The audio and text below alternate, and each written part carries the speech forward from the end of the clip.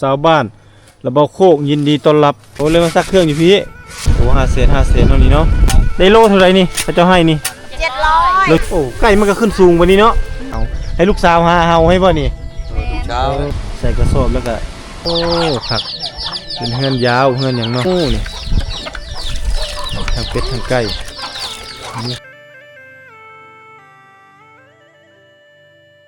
เบรกพักจังหน่อยมาเบิ่งวิถีชีวิตของน้องน้อยเขาก็กำลังซักผ้าพี่น้องว้าวคักเนาะคุณน้ำมาตามนี้เลยนี่โอ้โหน้ำก็คือดำแท้นี่บุมีน้ำบ่ทางในบ้านนะอยู่ในบ้านบุมีน้ำบ่โอ้เลยมาซักเครื่องอยู่พี่น้ำบาดาลได้บ่มาบ่ให้นี่2 คนนี่น้องบ่ฮะน้องแซมน้องแซมเอื้อยคักเนาะพูดป่าโตสบายเลยซักอยู่นี่เลยอ้าวน้ำบ่ค่อยไหลเลยเนาะนี่โอ้ยนี่อ่ะเต็มเลยเห็นได้ไม่สะอาดนี่นะป่าโตซักจังซี่เลยบ่นี่ซักจังซี่เลยย่องมือเนาะถ้าในเมืองก็จะใช้เครื่องซักผ้านะก็สิโอเคแน่แต่นี่อาศัยโคตรอันโง่นหินนี่แหละพลานหินนี่แหละปูใช่แล้วก็ย่องแล้วก็โบรถแทงถูเลยพี่น้องพวกสามเลยนะเขาจะเป็นไผ่บ้านเด็กนี้เป็นชนบท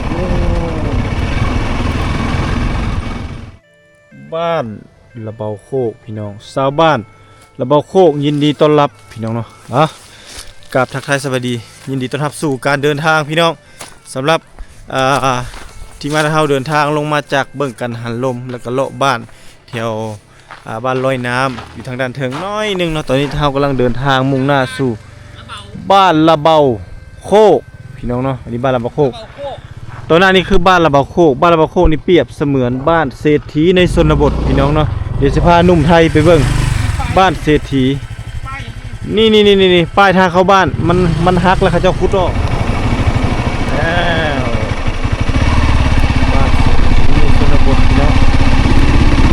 บ้านระเบาโคก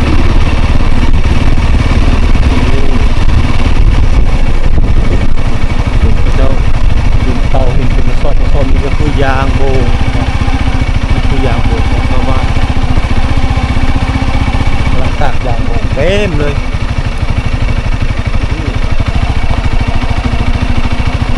บ้านนี้แสดงความมุ่งมั่นขยันเพียรที่สุดเลย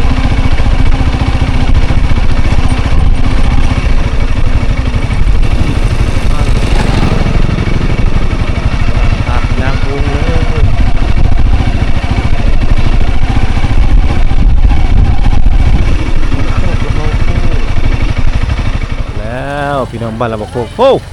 เราซื้อหมูป่ะโอ้ตัวเท่าไรนี่ฮะซื้อตัว5 เซนบ่โอ้5 เซนไปไปซื้ออยู่บ้านใดซื้ออยู่บ้านระเบานี่อยู่บ้านระเบานี่แหละเราซื้ออยู่นี่ป้า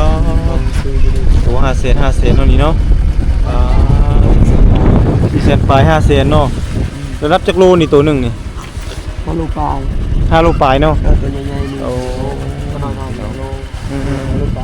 นี่พี่น้องอันนี้ก็คือการค้าขายเนาะเจ้ามาจากบ้านใด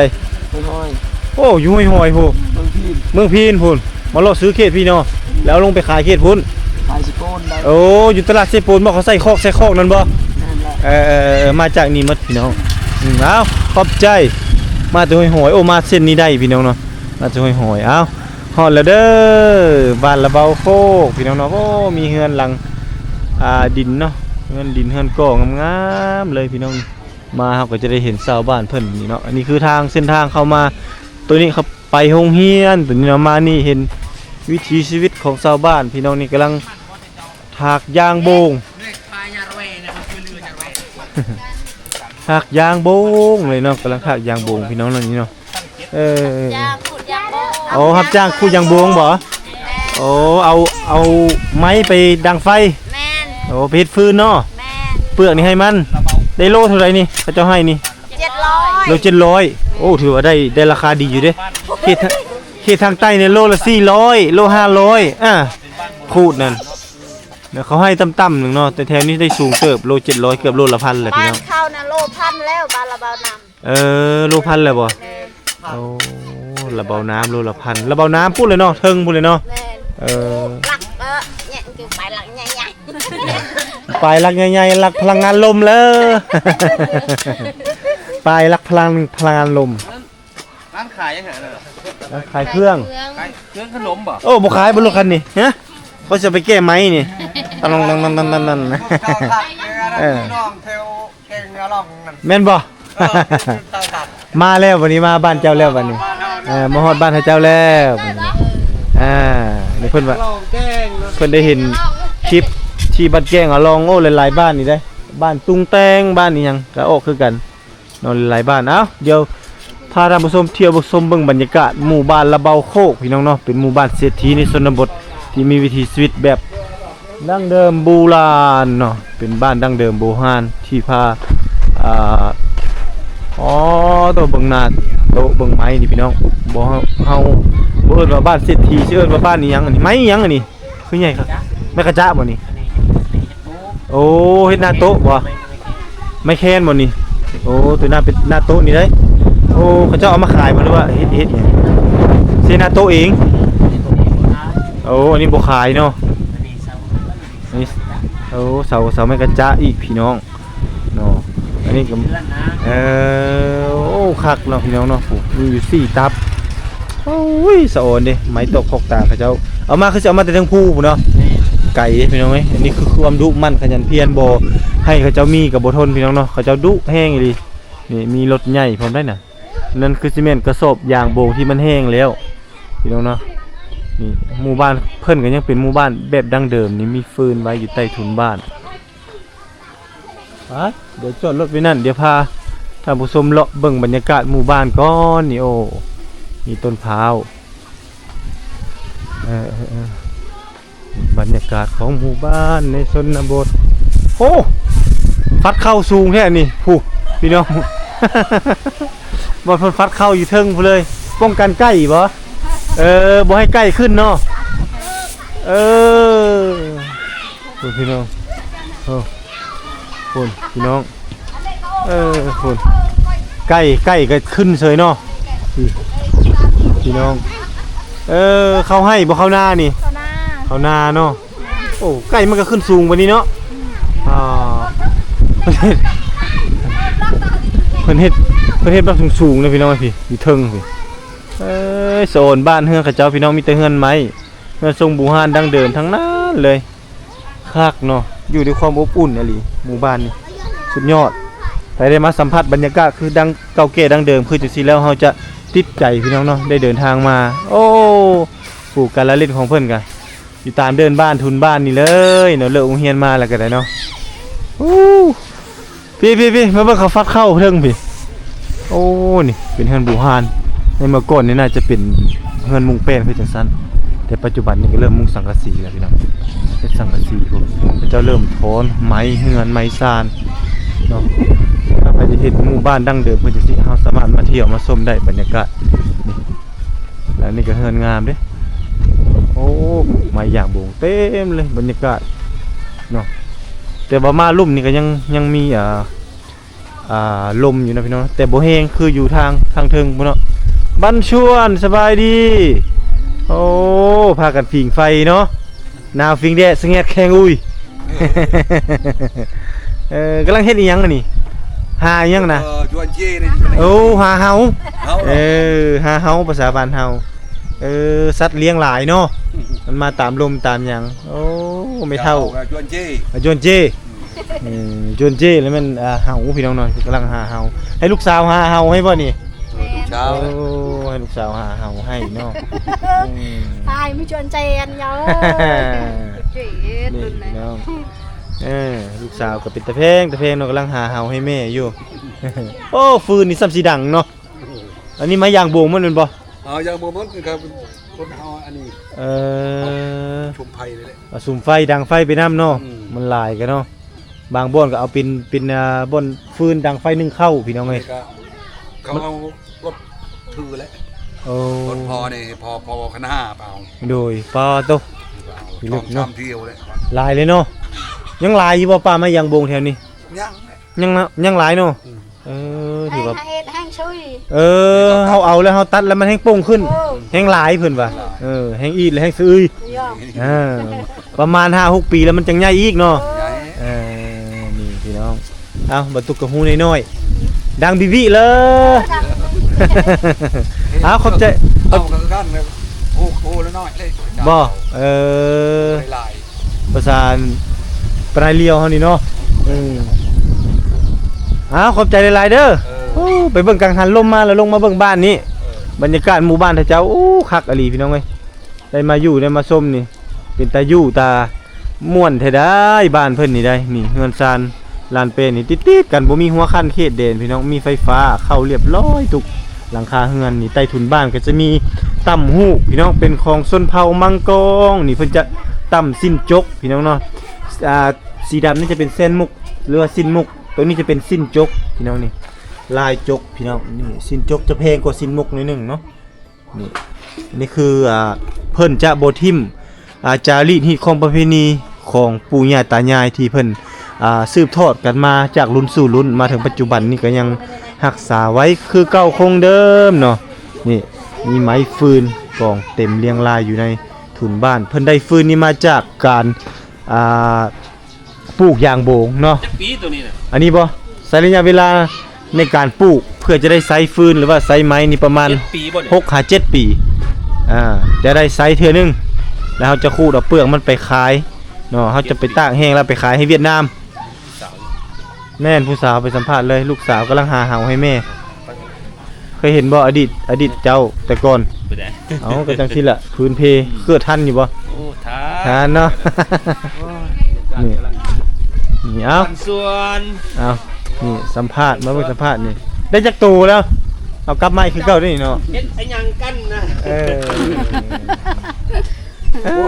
กว่าเลย10 โตเลยเขาได้กว่าเลย10 โตเนาะเขาได้เนาะ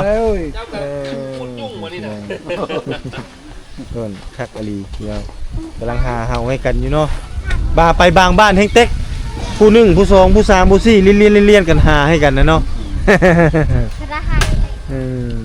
นี่เด็กน้อย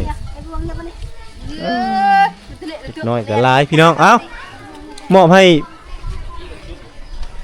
ลูกพี่เพิ่นอันนั้นต่อประสานต่อเฮาสิเลาะบรรยากาศของหมู่บ้านต่อพี่น้องเนาะเป็นเฮือนยาวเดี๋ยวพาท่านผู้ชมเลาะชมบรรยากาศของหมู่บ้านต่อเลยพี่น้องเนาะโอ้ยเฮือนสร้างของเพิ่นนี่อยู่ติดกันนี่ก็มีหมาไว้เฝ้าบ้านเฝ้าเฮือนนี่อันนี้คือกองยางโบงที่น้องน้อยในชนบทเพิ่นพากันเฮ็ดอันนี้คือยางโบงเนาะมันจะถากมาแล้วก็จะยัดใส่กระสอบพี่น้องนี่ใส่กระสอบแล้วก็จะมีพ่อค้าคนกลางพวกที่เขาเจ้าเอาฟืนยางโบงนี่มาให้แล้วก็เจ้าก็จะเอาไปมาเก็บเอาในแต่ละแรงเนาะเพื่อจะเอาไปตากอีกเทื่อนึงเนาะแต่ว่าขายดิบนี่ก็เพิ่นก็ติดกิโลกรัมนึงประมาณ700กีบพี่น้องหรือว่าประมาณ1 บาทเนาะต่อกิโลสำหรับคนทากก็จะได้ฟืนสำหรับแล้วก็จะได้จ้างค่าจ้างเนาะได้ฟืนแล้วก็ค่าจ้างไปพร้อมโอ้คนอยู่บ้านนี่เลยบ่เอามาให้ทากนี่นี่พี่น้องทากแต่เช้าคุณบ่นี่หรือว่าหากระทากกระดังเลยบ่กระดังไปเรียวเลยโอ้พี่น้องกำลังทากกับลูกสาวบางคนก็เอาเกี่ยวบางคนก็เอาเสียมบางคนก็เอาผ้าอิงตามเนาะพี่น้องเนาะแสดงถึงความดุมั่นเขตนี่เขาเจ้าดุยอมรับเขาเจ้าดุเขาเจ้ามั่นอย่างนี้เนาะหาเงินหาคำได้กระโทนไม่เงินไม่ซ่านเต็มถุนบ้านเลยเนาะทั่วบริเวณของหมู่บ้านมันเป็นหมู่บ้านแบบบูฮานน่ะเป็นหมู่บ้านบูฮานดั้งเดิมพี่เมืองฟืนนี่คือซีเมนต์เฮ็ดปฏิกายนี่ก็ยังดังบ่หมดอยู่ยางโบงปีนี้มาใหม่อีกเนาะมายางโบงเต็มเลยพี่น้องพวกกองทั่วบริเวณนี่เลยผมเป็ดไก่ผมเต็มเลยพี่น้องเนาะมีเฮ็ดเป็ดไก่เต็มเลยทางด้านนี้คือซีเมนต์คอกหมูพี่น้องเนาะแต่ว่าหมูบ่เห็นละอลิไปแล้วพี่น้องเนาะอลิบ่เห็นละทางนี้กำลังเกลือไก่โอ้คักแท้ไก่เพิ่นนี่เนาะ เจมารวยเจมารีเจมารวย กำลังเกลือไก่พี่น้องนี่ไก่ธรรมชาติบ้านเพิ่นโอ้ผักเป็นเฮือนยาวเฮือนอย่างเนาะเอาลานพร้อมเนาะ เกลือไก่พร้อมพี่น้องโอ้ยคักอะไรพี่น้องเนาะหมู่บ้านชนบทโอ้ยังมีป่ายซานที่ก็จะปลูกพักเห็ดอย่างซี่เนาะยังรักษาไว้คงเดิมพี่น้องไปใส่แล้ว ขึ้นทางเฮือนละ นี่ยังแบบเป็นหมู่บ้านชนเผ่ามังกรพี่น้องแต่ว่าเฮือนซานของเพิ่นยังคือเก่าคงเดิมเนาะมีป่ายซานออกมานี่ก็ปลูกพักเนาะเป็นห้างเกลือพักปลูกพักมีซีซอเต็มเลยใต้ถุนบ้านก็จะมีตำหู้อันนี้เริ่มมาแล้วนี่ประชาชนเริ่มมาแต่ให้แต่นาแต่สวนเนาะโอ้สอแต่ฟืนเพิ่นพี่น้องเอ้ยฟืนเพิ่นหลายเลยโอ้รถนี่เพิ่นเฮ็ดยาวๆจังซี่แม่นเพิ่นเฮ็ดไปแก่ไม้เลยพี่น้องไปแก่ไม้นะหมู่บ้านในชนบททุกหลังคาคือมียางโบงมาเลยพี่น้องอันนี้ก็ถากยางโบงแล้วถากยางโบงโหพี่น้องดุอลีพี่น้องน้อยๆนี่ก็ได้เก่งเนาะน้อยๆก็ดุกันน้อยๆนี่ก็เก่งโอนมาแต่โรงเรียนแล้วก็ถากยางโบงนี่เสียงไผอยู่ทางในเฮือนนี่เนาะอันนี้คือบ้านเฮือนแบบย้อนยุคน่าจะย้อนยุคกลับไปประมาณ60-70 ปีพอแล้วเนาะพี่น้องมีต้นมะพร้าวอยู่ใกล้ๆกับเฮือนเลยเนาะมีหมากห้าวมาอย่างนี้ยันแต่มันหล่นมันอย่างนั้นแหละอันนี้กำลังถากยางโบงโอ้ดูเนาะครับเนาะมาตรงเฮียนถากยางโบงรับจ้างเอาเงินบ่ยางโบงมัดหมู่บ้านเลยพี่น้องดูโอ้อลิผักกะลายแท้หมูนี่ก็เนาะเฮ้ยเนาะอลิไงซื้อลึก อันนี้ก็นี่ท่าคือกันนี่เนาะบางคนก็เอาผ้าเนาะบางคนก็เอาเสียมเนี่ยทากกันทากยางโบงนี่พี่น้องเนาะมาตรงเฮียนกับทากยางโบงเนาะรับจ้างทากยางโบงโอ้นี่หาเงินซื้อขนมหาเงินไปโรงเรียนเป็นบ่ โอ้ระวังมีดตับมือเด้อโอ้ยรุ่นนี้เซียนแล้วไม่มีปัญหารุ่นนี้เขาเจ้าเซียนมันแล้วไปมาปีกายปีก้อนนี่บ่ค่อยเห็นเขาเจ้าเฮ็ดยางโบงปานใดมาปีกายน่าจะปีกายปีก้อนค่อยมาละเขาเจ้ามาตั้งเป็นรากเหง้าพื้นฐานดึกดำบรรพ์เลยนะพี่น้องสังเกตจากเฮือนซานของเพิ่นบ่มีเลยหัวนี่เนาะอยู่ติดกันเลยนี่อันนี้เป็นร้านขายเครื่องพี่น้องเนาะขายเครื่องโบราณนี่อยู่ในนี่เนาะโอ้มาทางที่ป้าหมูนี่อลินี่คือลายแท้อลินี่สะอึยเลืออลินี่พูดตัวใดตัวนั้นเลยพี่น้องพูดปอตัวนี้พี่น้องแล้วเราก็ต้องมันระมัดระวังหน่อยหนึ่งเนาะเพราะยานมันห่วงลูก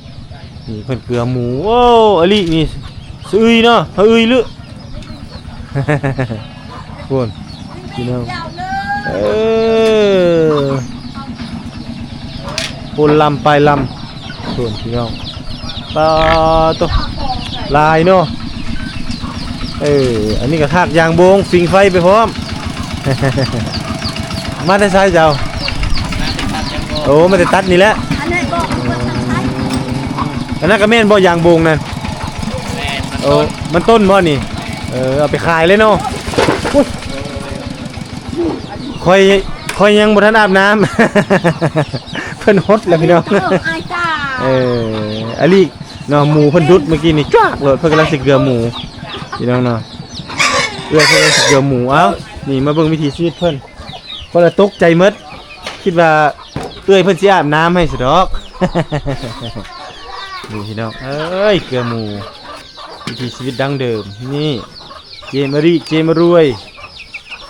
กำลังเกลือหมูเอาห้ำนี่แหละห้ำก็ได้จากการสีเข้าเพราะว่าแถวนี้น่าจะต่ำเข้าน่าจะบ่มีละ น่าจะมีแต่สีเข้านี่เลยเขากำลังเกลือหมูนี่ทั้งเป็ดทั้งไก่มีเข้าพร้อมได้นี่เลย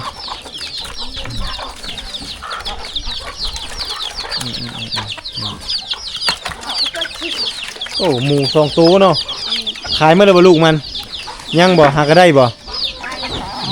หาก็เกิดเนาะช่วยเลยเฮ้ยจุยช่วยเพิ่นก่อนเพิ่นบอกว่าช่วยแน่ว่ายันหมูตัวอื่นมันมากินเพราะว่าหมูนี่มันจะมากินเฮือนนั้นเลาะกินเฮือนนั้นเลาะกินเฮือนนี้เลยนะพี่น้องเอ้ยเพิ่นบ่ได้ขังเอาง่ายซะเพิ่นปล่อยเลยตามเดินบ้านเนาะหมูไผก็ปล่อยไปเลยนี่เนาะนี่หมูเพิ่นก็จะเกลือห้ำพร้อมแล้วก็จะต้มข้าวเนาะต้มข้าวใส่ผสมกันแล้วมันจังตุ้ยมันจังตุ้ย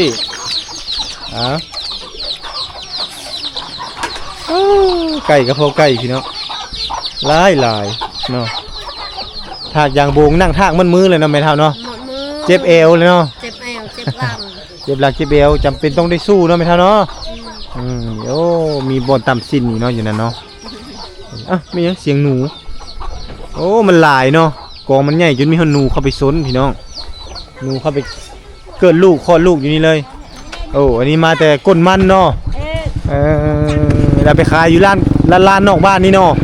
โลเท่าไหร่ได้เดี๋ยวนี้1,700บ่โอ้โล1,700ถือว่าต้นหนึ่งก็ได้อยู่ประมาณ1,700,000เนาะ